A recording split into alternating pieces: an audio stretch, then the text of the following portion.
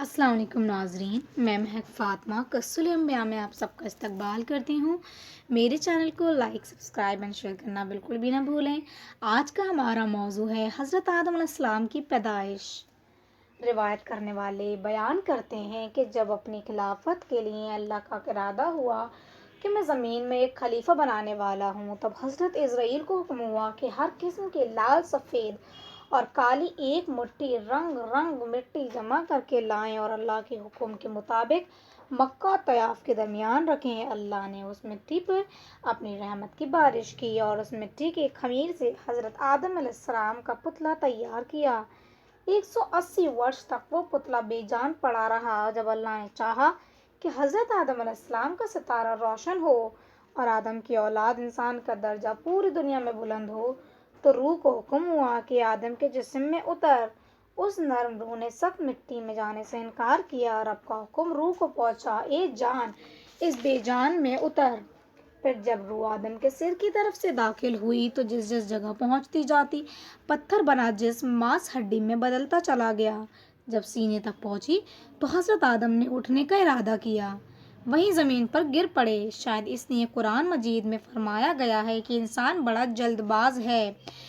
उसी हालत में हज़रत आदम ने छींका, अल्लाह की ओर से ऐलान हुआ और कहा, अल्हम्दुलिल्लाह, तमाम तारीफ़ें अल्लाह की हैं। उस करीम रहीम ने अपनी रहमत से फरमाया, या हर मुल्ला, अल्लाह आप पर रहमत फरमाए। यह इलाही की रहमत का पहला जलवा था। इसके बाद अल्लाह के हुक्म से एक फरिश्ता बहशत से सजा सजाया जोड़ा लाया, हज़रत को पहनाया और इज्जत के साथ तख्त पर बैठाया। नकल है कि हज़रत आदम अलैहिस्सलाम की पैदाइश के वक्त फरिश्ते आपस में कहते थे कि अल्लाह खाक से पैदा करके जिस हस्ती को खिलाफत की गद्दी पर बैठाएगा तो वो खुदा के नज़दीक हमसे ज़्यादा अजीज़ ना होगा, और गैब की जाने वाले के दरबार में हम जो दिन रात रहते हैं, हमें उम्मीद है कि हमारा इल्म उससे ज़्यादा होगा। फिर हक ताला ने तमाम चीज़ों के नाम हज़रत आदम को सिखला दिए। फरिश्तों को हुक्म दिया कि अगर तुम सच्चे हो तो इन चीज़ों के नाम बताओ। फरिश्ते जवाब न दे सके। अपनी गलती मानते हुए बोले, पाक है तू तू हम तो सिर्फ ते उतना ही जानते हैं जितना तूने सिखाया, और तुझसे बढ़कर जानने वाला कौन है। जब अल्लाह ताला ने आदम को ज़ाहिरी और बतनी कमाल से आरास्ता किया और उसकी इज्जत को बढ़ाने के लिए फरिश्तों को जो हज़रत आदम अलैहिस्सलाम के तख्त के चारों तरफ लाइनों में अदब के साथ खड़े थे, हुक्म दिया कि आदम को सिजदा करो।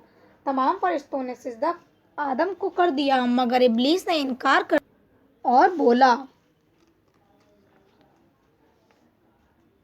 कि मैं आदम से बेहतर हूँ, इसलिए कि मुझे आग से और आदम को मिट्टी से पैदा किया गया है। इब्लीस के इस इनकार से उस पर फटकार पड़ी और उस फरिश्ते के साथ से अलग कर दिया गया। हज़रत आदम वहशत में रहने लगे। तबीयत में आया कि कोई उनका साथी हो, जिंदगी का साथी। हज़रत पर ख्वाब ने गलब किया। इस बीच अल्लाह ने अपनी कुदरत से आदम अलैहिस्सलाम के पहलू से हज़रत हव्वा को पैदा कर दिया। जब वो जागे तो देखा एक पाक साफ औरत बैठी है।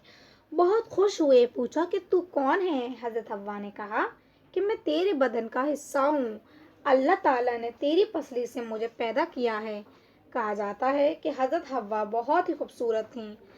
हज़रत की खुशी का ठिकाना न था। हज़रत हव्वा को पाकर सजदाए शुक्र अदा किया। अल्लाह ताला की तरफ से अर्श के उठने वाले और आसमानी फरिश्तों के सामने इन दोनों का निकाह हुआ। फिर इन दोनों को हुक्म हुआ कि तुम सब इसी बहशत में रहो, जो चाहे खाओ, मगर उस पेड़ के करीब मत जाना। इशारा गेहूं के पौधे की तरफ था। इब्लीस ने आदम को सजदा नहीं किया था और वो निकाल दिया गया था। इब्लीस उसे हज़रत आदम से खास तौर से जलन हो गई थी। वो हमेशा ऐसे सोचता कि किसी तरह आदम को बहशत से निकाले। इसके लिए पहले वो मोर के पास गया, उससे दोस्ती की और कहा, मेरी दोस्ती के हक तुझ पर साबित है। हम तुम एक मकान में रहते भी थे। मेरी दरख्वास्त तुमसे ये है कि मुझे अपने बाजू पर बिठाकर बहशत में पहुंचा दो, ताकि मैं अपने दुश्मन से बदला ले सकूं। मोर ने इस काम के करने से इनकार कर दिया और कहा, किंतु ये बात सांप से कह। तब शैतान सांप के पास गया और उसको अपने जाल में फंसा ही लिया। सांप उसको मुंह में रखकर बहशत में ले गया। پھر حضرت آدم اور حوا کے پاس گیا اور رونا شروع کر دیا۔ پوچھا کیوں روتا ہے؟ انہوں نے شیطان کو پہچانا نہیں تھا۔ شیطان نے کہا میں تم کو نصیحت کرتا ہوں، مجھ کو تو تمہارے ہاتھ پر رونا آتا ہے کہ تم اس بحشت سے نکالے جاؤ گے اور یہ بحشت کی نعمتیں تم سے سب کی سب لے لی جائیں گی اور زندگی کی لذت کے بجائے موت کے درد کا مزہ چکھے گا۔ دونوں نے شیطان کی جب یہ بات سنی تو بڑا ابلیس نے کہا اگر تم میرا کہنا مانو تو تم کو ایک پیڑ کی بتاؤں، اگر تھوڑا پھل اس کا کھاؤ گے تو ہمیشہ زندہ رہو گے اور موت کی شکل کبھی نہ دیکھو گے۔ حضرت آدم نے پوچھا وہ کون سا ہے؟ شیطان نے کہا وہی پیڑ ہے جس کے کھانے سے اللہ تعالیٰ نے منع کیا ہے۔ حضرت آدم نے اس بات کو قبول نہیں کیا کہ میں خدا کی کبھی نافرمانی نہ کروں گا۔ جب شیطان نے قسم کھائی کہ میں تمہارا بھلا چاہتا ہوں تو بھی وہ اس نافرمانی کے لیے تیار نہ ہوئے اور اٹھ کر چلے گئے۔